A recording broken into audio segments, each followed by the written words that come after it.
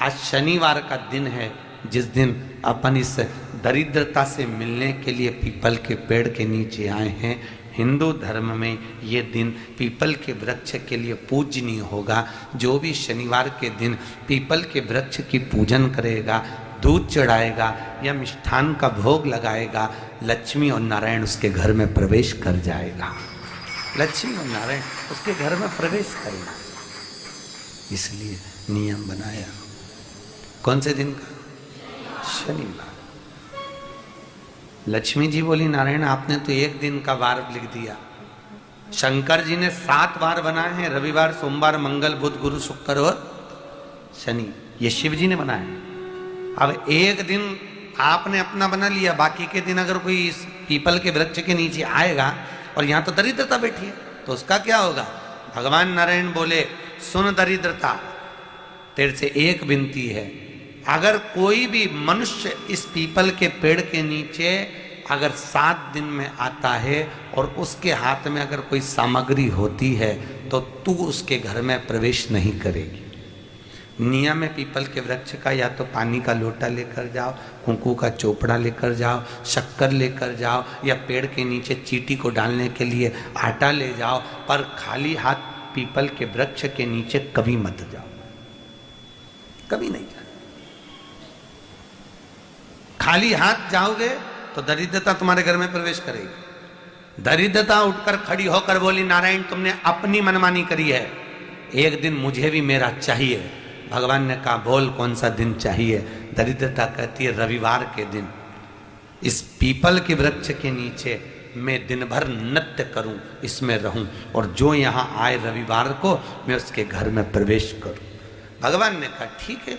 दरिद्रता, रविवार का दिन एक ऐसा दिन रहेगा जिस दिन तू इस पीपल के वृक्ष के नीचे नृत्य करेगी, और जो आएगा इस पीपल के वृक्ष के नीचे तो उसके साथ प्रवेश करेगी। मैंने तुझे वर दिया। इसलिए हमारे यहाँ केवल पीपल का वृक्ष अगर दीवार में भी लग जाता है ना, किसी की फैक्ट्री की दीवार में, किसी के घर की दीवार में पीपल का वृक्ष अगर लग जाता है, पीपल का पौधा लग जाता है, उसको कितना भी तोड़ लो वो वापस लग जाएगा। फिर तोड़ोगे फिर लग जाएगा। अगर पीपल के पौधे को तोड़ना है तो केवल रविवार का दिन एक नींबू, एक मिर्ची और बमूल का कांटा, ये 3 चीजें रखने के बाद में आधे घंटे बाद रविवार के दिन पीपल के पेड़ को उखाड़ कर फेंक दो। दूसरी बार कभी पीपल दीवार में लगता ही नहीं है, कभी नहीं लग सकता। केवल एक रविवार का, केवल एक संडे, इतवार का। घर में दीवारों पर अगर पीपल लग भी गया है, इसलिए पीपल के वृक्ष को उखाड़ने का, अगर घर में पीपल लगा हुआ है या पीपल का पौधा हमारे घर में लग गया, उसको उतारना, निकालना, लगाना, तो पीपल के वृक्ष को अगर निकाला जाता है तो रविवार के दिन, और अगर पीपल के वृक्ष को कहीं लगाया जाता है तो सोमवार के दिन या मंगलवार के दिन, बुधवार के दिन, इन दिनों में लगा सकते पीपल के वृक्ष कहीं लगाना। शनिवार का दिन एक ऐसा दिन होता है जिस दिन पीपल के वृक्ष को कहीं जाकर लगाया नहीं जाता, क्योंकि शनिवार के दिन पीपल के वृक्ष के नीचे लक्ष्मी रहती है। हम अपने हाथों से अगर पीपल का वृक्ष किसी दूसरी जगह पर शनिवार को रोपित करते हैं तो हमारे घर की लक्ष्मी अपने घर से छिन्न होकर चली जाती है। इसलिए शनिवार के दिन पीपल लगाया नहीं जाता, किसी के घर जाकर उसको वापस पलटा नहीं जाता। लग गया उसको डर। प्रभु मेरी धर्म पत्नी को कहाँ रखूं आप बताओ? वो तो जहाँ यज्ञ होता है, अनुष्ठान होता है, दान होता है, पुण्य होता है, सत्कर्म होता है, वहां जाने को तैयार नहीं। अब करूं क्या? भगवान ने बोला, एक काम करो। दुर्वासा जी बोले, जिसके यहाँ रात्रि में बर्तन झूठे पड़े रहते हो उसके घर में इस दरिद्रता को लेकर तुम प्रवेश कर जाना। जिसके यहाँ रात्रि में बर्तन झूठे पड़े हो वहां लेकर प्रवेश कर जाओ। दूसरी जगह दुर्वासा जी बोले, जो स्त्री घर में दोपहर के समय पर सो रही हो उसके घर में इसको लेकर प्रवेश कर जाइए। जो स्त्री दोपहर के समय में घर पर सो रही हो, इस दरिद्रता को लेकर प्रवेश कर जाइए। तीसरा, जिसके यहाँ पर दरवाजे पर कांटे वाले पौधे लगे हों उस घर में इस दरिद्रता को लेकर प्रवेश कर जाइए। दरिद्रता, कितनी सुंदर बात कही है। दाता और विधाता, कौन कौन? दाता और विधाता। लक्ष्मी और दरिद्रता के सगे भाई हैं। कौन कौन? दाता और विधाता। दाता को फिटकरी प्रिय है, विधाता को नमक प्रिय है। ये दोनों हमेशा लक्ष्मी को और दरिद्रता को दोनों को समझाते थे, दोनों में प्रेम बढ़ाते थे। आज भी हिंदू धर्म की रीति है, यहां तो ठीक है, जिसके यहां पर भी अगर थोड़ी सी भी परेशानी होती है, थोड़ा सा क्लेश होता है, अशांति होती है, लक्ष्मी नहीं टिक रही हो, काम नहीं बन रहे हो, बहुत प्रयास करा जा रहा हो और हमारा कार्य नहीं होता, तो क्या करते हैं? फिटकरी और नमक को पानी में डाल देते हैं और घर में पोछा लगा देते हैं। आप लोगों ने आजकल फेसबुक पे भी पढ़ा होगा, व्हाट्सएप पे भी पढ़ा होगा। तो क्यों लिखा उसमें? उसका कारण ही केवल इतना है कि दाता और विधाता की प्रियता उसमें। माता ख्याति के जो 4 बच्चे हुए, इसमें जो 2 लड़के हैं, दाता और विधाता, उसकी प्रियता उसमें, उसकी पूर्णता उसमें। अब दुर्वासा जी बोले अपनी धर्म पत्नी को वहां लेकर, जहां कांटेदार पौधे लगे हों वहां पर लेकर प्रवेश कर जाइए। कांटेदार पौधों में उस दरिद्रता का निवास हो गया। शंकर पर विश्वास रखकर एक एक पल, एक एक घड़ी, एक एक समय, एक एक नक्षत्र का शिव महापुराण में वर्णन है। यहां तक शास्त्र कहता है कि पीपल के वृक्ष की जब भगवान शिव रचना करे, पीपल के वृक्ष की जब रचना करी गई तो उस पीपल के वृक्ष में भी कौन सा समय किसका है, ये शिव महापुराण वर्णन करती है। सुबह 4 बजे से लेकर 7:30 बजे तक पीपल के वृक्ष में ब्रह्मा जी का वासा होता है। 7:30 बजे से लेकर 10:30 पौने 11 बजे तक पीपल के वृक्ष में भगवान विष्णु का वासा होता है। 10:30 बजे से लेकर पीपल के वृक्ष में 11:30 बजे तक पितरों का वासा होता है। 11:30 बजे से लेकर 12:30 बजे तक पीपल के वृक्ष में आहूतों का वासा होता है। 12:30 बजे से लेकर शाम को 4 बजे तक पीपल के वृक्ष में वासुकों का वासा होता है। 4 बजे से लेकर शाम को 7:30 बजे तक पीपल के वृक्ष में शंकर का वासा होता है। 7:30 बजे से लेकर 9:30 बजे तक पीपल के वृक्ष में कुबेर का वासा होता है। 9:30 बजे से लेकर फिर कुबेर के वृक्ष में अन्य देवों का वासा चालू हो जाता है। इसलिए हमारा हिंदू धर्म कहता है, हमारे शास्त्र कहते हैं कि पीपल के वृक्ष को जब पूजा जाता है, पीपल के वृक्ष की जब पूजन करी जाती है तो सुबह 10:30, 11, ज्यादा से ज्यादा 11:30, ज्यादा से ज्यादा 12, उसके पहले पीपल के वृक्ष की पूजन कर लेना चाहिए। क्यों? क्योंकि 11:30 बजे से लेकर 12:30 बजे तक पीपल के वृक्ष में पितरों का वासा रहता है, आहूतों का वासा रहता है, फिर वासुकों का वासा आता है। पितृ किसको कहते हैं? महाराज जो पूरी उम्र लेकर चले गए और उनके भीतर अभिलाषाएं बहुत थी, मैं ये भी करना चाहता हूं, मैं ये भी करना चाहता हूं, वो पितृ हो जाते हैं। आहूत किसको कहते हैं? जिस माता के गर्भ में बच्चा जन्म ले और मर जाए, या 6 महीने का गर्भ धारण करने के बाद अवर्षण हो जाए, जीव पड़ने के बाद 6 महीने के बाद अगर बच्चा गर्भ में भी शांत हो जाता है, कुंवारी अवस्था में शांत हो जाता है, जिसका विवाह नहीं हुआ ऐसा बच्चा जब शांत हो जाता है, अधोगति में कोई मर जाता है, सुसाइड कर कर, एक्सीडेंट में, किसी भी रूप में मर जाता है, तो वो आहूत कहलाता है। और बहुत ध्यान देना साहब, शिव महापुराण की कथा कहती है पितरों को भाग मिलता है, इसलिए पितृ तृप्त रहते हैं। महाराज एक बेल का फल लीजिए। क्या लेना है? बेल का फल, बेलपत्री का जो फल होता है उसको ले लो, उसके अंदर का जो गुर्दा होता है, अंदर का जो भाग होता है उसको निकाल लीजिए और उस बेल के फल में आटा सेक कर उसमें शक्कर मिलाकर उसको उसके अंदर भर लीजिए।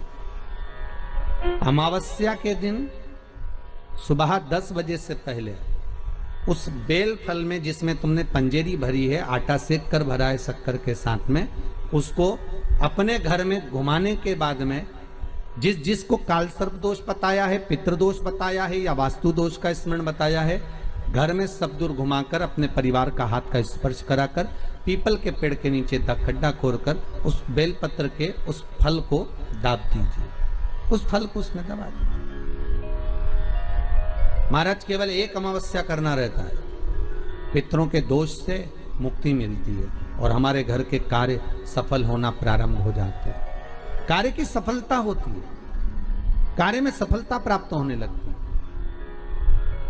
हम तो कई बार कहते हैं महाराज जी, अगर ऐसा लगे किसी औषधि को आप ले रहे हैं, मालूम पड़े कि औषधि आपको लग नहीं रही है, शिव महापुराण की कथा कर रही है, मान लो औषधि आपको नहीं लग रही, आपने औषधि बहुत दिनों से ले रहे हो, कोई दवाई, मान लो आप किसी भी दवाई को ग्रहण कर रहे हैं और वो औषधि लगी नहीं रही है, वो शरीर को लगी नहीं पा रही और आप ठीक ही नहीं हो पा रहे, 15 दिन हो गए, 8 दिन हो गए, बताओ, उतना की उतना ही कैटरीना है, उतना ही उतना अपना भरा हुआ, वही की वही लीवर, वही की वही किडनी, वही की वही स्मरण, सभी कुछ वही वही है, उतने की उतना ही। बीपी भी ऊंचा नीचा चल रहा है पर लेवल में नहीं आ रहा, शुगर भी लेवल में नहीं आ रही, तो प्रयास करा करो महाराज, बेलपत्री के फल का जो गुर्दा है, अंदर का जो भाग है फल का, उसको पानी में गला लीजिए और प्रदोष की प्रदोष, कम से कम प्रदोष नहीं हो और बीमारी जरा दवाई लगी नहीं रही हो तो बिना प्रदोष के भी कर सकते हो, उसको पानी में गलाइए, आधा घंटा पानी में, जैसे आपको सुबह मंदिर जाना है 10 बजे, तो सुबह स्नान कर कर कम से कम 6:30-7 बजे उसको पानी में गला दीजिए और उस बेले के फल का गुर्दा से गला हुआ पानी शिव जी को ले जाकर समर्पित कर दीजिए महाराज। उस पानी में से थोड़ा सा 1 चम्मच पानी शिव जी पे चढ़ा हुआ लेकर आ जाइए, उस पानी को जो बीमार व्यक्ति है उसको औषधि देने से पहले मात्र आधी चम्मच से भी आधा चम्मच उसको दे दीजिए। भगवान शंकर का श्री शिवाय नमस्तुभ्यम का जाप कर कर उस पानी को देने के बाद अगर आप औषधि देंगे तो ये पक्का है कि औषधि अपना कार्य करना प्रारंभ कर देगी और वो स्वस्थ होना प्रारंभ हो जाएगी, वो स्वस्थ हो औषधि के। शंकर पर चढ़ी हुई भस्म, शंकर पर चढ़ा हुआ बेलपत्र, शंकर पर चढ़ा हुआ एक पुष्प भी औषधि का कार्य करता है। शिव महामृत्युंजय, अरे मार्कंडू जी के पुत्र मार्कंडे जो शंकर की आराधना में डूबे हुए थे, जिनकी उम्र कम थी, जिनकी आयु मात्र 12 वर्ष की थी और प्राण छूटना थे, और वो मार्कंडू जी के पुत्र मार्कंडे जी भगवत स्मरण में ऐसे डूब गए कि उनके मुख से महामृत्युंजय मंत्र का उद्घोष हो गया।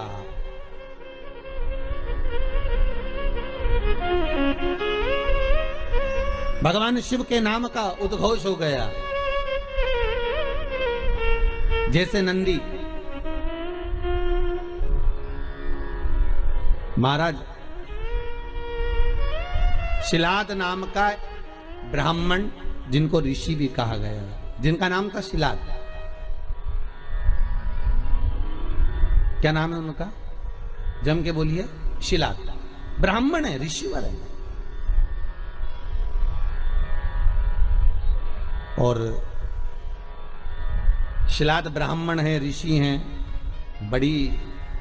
बड़े शिव के भगत है, शंकर का बहुत अनुमोदन करते हैं, शिव का स्मरण में वो हमेशा डूबे रहते हैं। और उनका एक नाम स्मरण केवल ओमकार का ध्वनि करना और ओम नाम में डूबे रहना। ओम नमः शिवाय,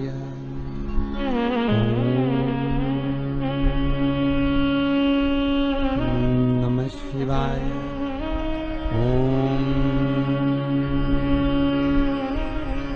नमः शिवाय। भगवान शिव की भक्ति में डूबे रहे।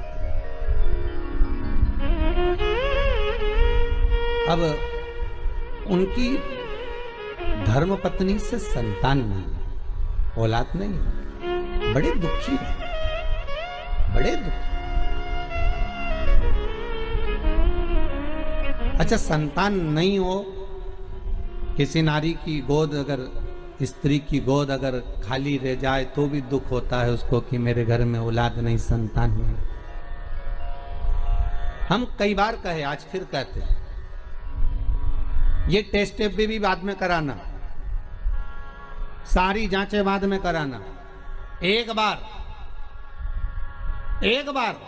शंकर का भजन कर कर देखना। पिछले वर्ष कथा में तुमरुका जी की जो कथा कही थी, यूट्यूब पर डली हुई, अगर आप लोगों ने नहीं सुनी हो तो उसको निकालना यूट्यूब पर।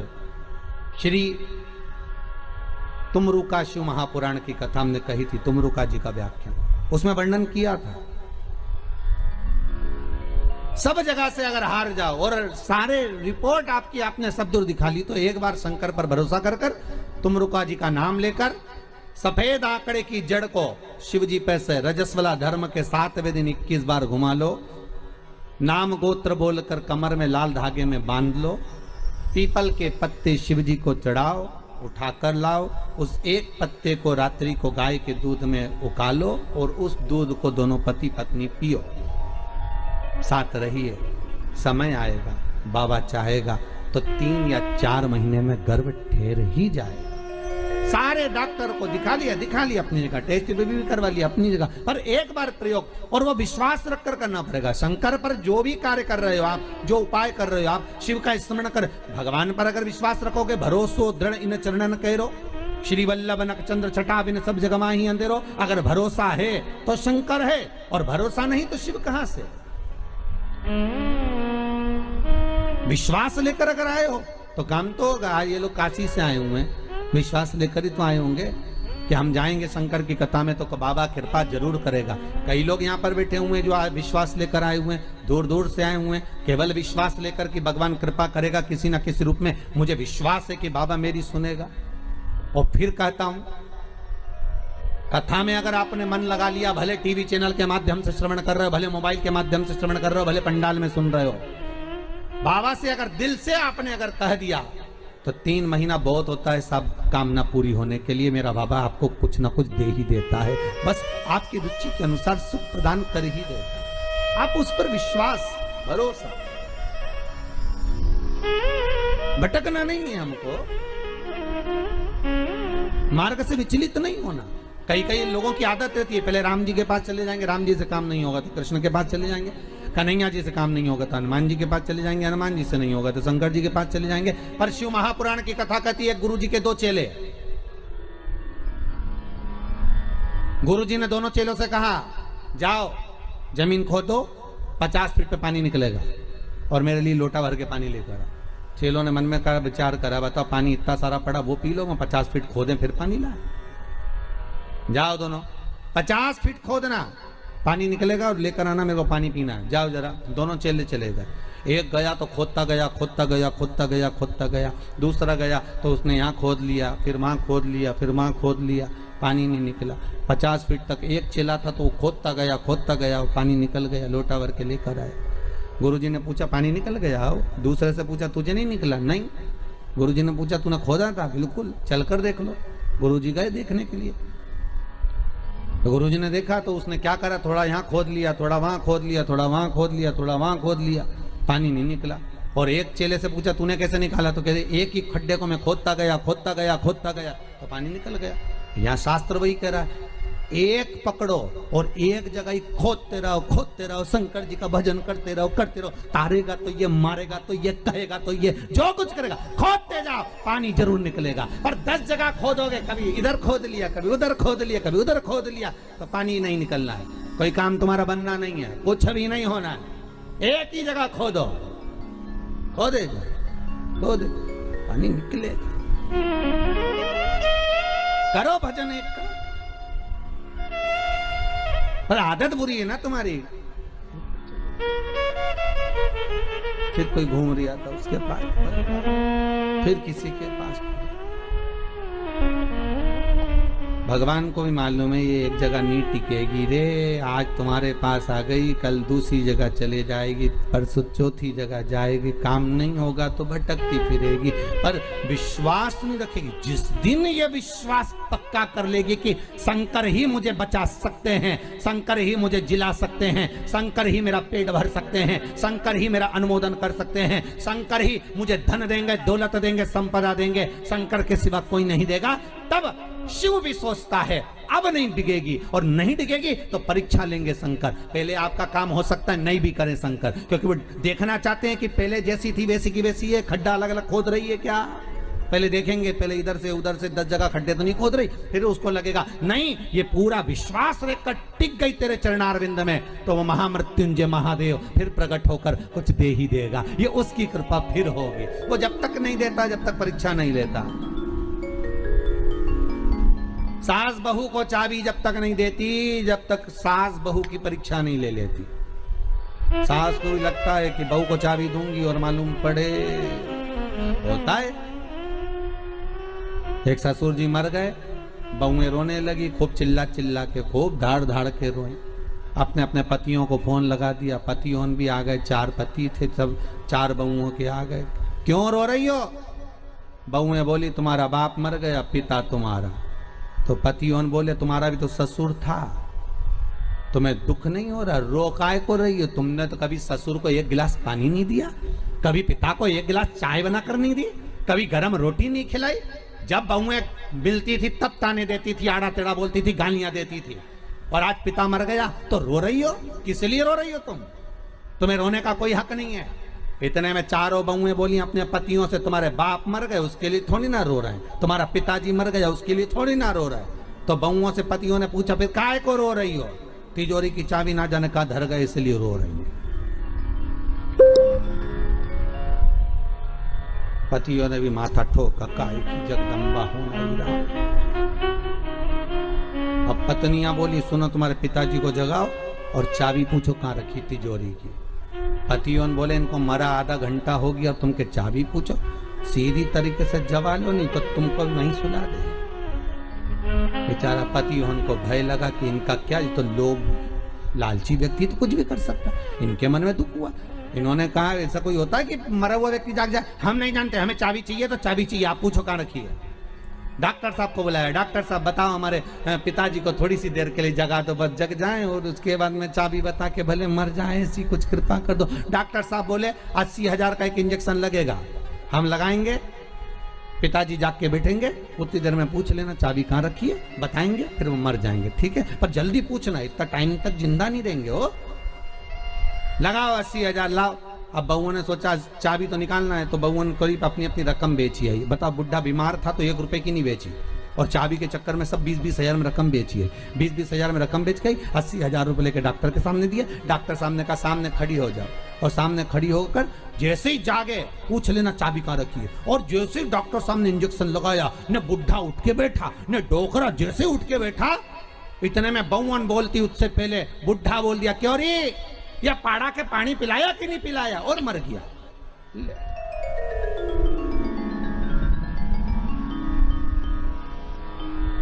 अब बहुओं तो और चिल्ला चिल्ला के रोने लगी। डॉक्टर साहब वंस मोर, एक बार फिर से डॉक्टर साहब बोले ला 80,000, फिर इंजेक्शन लगाऊंगा, अब की बार पाड़ा के पानी पिलाया, अब भैंस के पिला के मर जाएगा। ला अभी जगाऊं मैं, जगाने में क्या, एक दुनिया है साहब, धन की मीत है, कोई किसी का नहीं संसार में, केवल धन ही मीत है। परसों की कथा में कहा था मरने के बाद सब कुछ फेंक देंगे पर अंगूठी चैन नहीं फेंकेंगे, सब रख ले।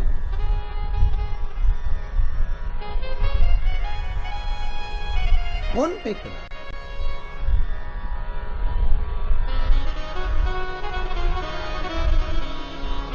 एक साधो आशा लगाकर बैठे रहना, विश्वास में आस भी है और विष भी है। विश्वास में दोनों चीजें, विष भी और आस भी है।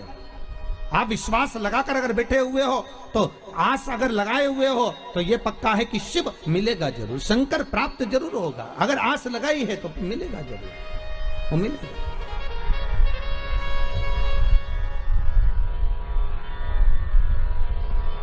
परमात्मा से अगर मन चित्त वृत्ति रमाए हुए हो तो प्राप्ति जरूर होगी।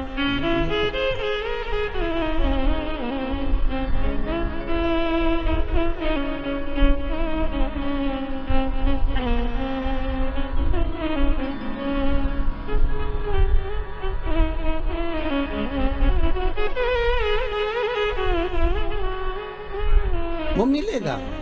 और शिव महापुराण की कथा कहती है महाराज, उम्र भले कम हो पर भक्ति प्रबल हो। शिलाद की धर्म पत्नी से संतान नहीं थी, पर शिलाद के मन को खलता नहीं था, पर परिवार के लोग कहते थे कि कोई तो एक पुत्र हो जाए जो तार दे। तब भगवान शिव ने आकर एक वर दिया, चिंता मत करो, एक दिन जब तुम भजन करने के लिए कहीं जा रहे होगे, पृथ्वी को खोदोगे, उसमें से एक बालक निकलेगा, वही बालक तुम्हारा पुत्र कहलाएगा। निकला बालक, उसका नाम नंदीश्वर रखा। क्या नाम रखा है? नंदी। वो नंदीश्वर। पर पिता इतने विचित्र थे। अरे दुनिया के लोग कहते हैं शंकर जी के मंदिर में नंदी क्यों होना चाहिए? दुनिया के लोग कहते हैं आखिर नंदी ने ऐसा कौन सा पुण्य करा कि भगवान शंकर के दरवाजे पर नंदी सदा के लिए विराजमान हो गया?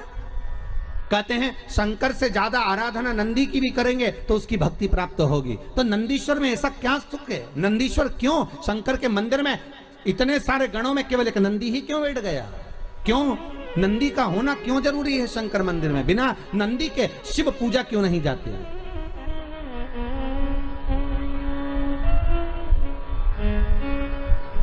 बिना नंदी के शंकर क्यों नहीं पूजाते? उसका कारण केवल इतना है कि पिता ने जब देख लिया 4 साल का बेटा नंदी, उसका भरण पोषण करा। जो जमीन में से प्रकट हुआ था, जो पृथ्वी में से निकला था, उसका पालन पोषण शिलाद ने कर लिया। और शिलाद ने करने के बाद एक दिन शिलाद के यहां पर देवता आ गए, एक मित्र एक वरुण,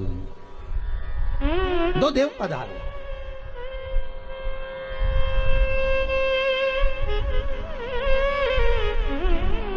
दो देव मित्र और वरुण दोनों पधारे।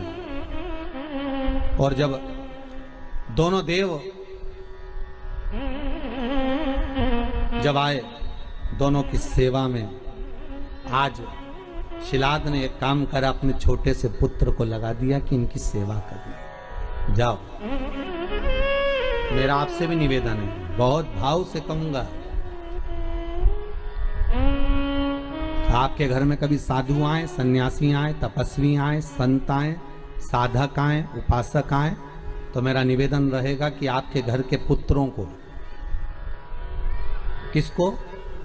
आपके घर के पुत्रों को, आपके घर के पोतों को, आपके घर के बच्चों को सबसे पहले सेवा में लगाइए और कहिए कि जाओ जरा सेवा करिए।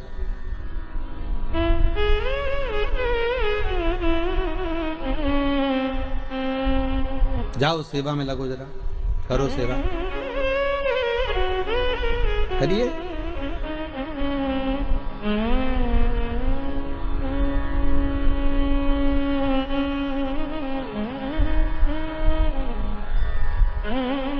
आज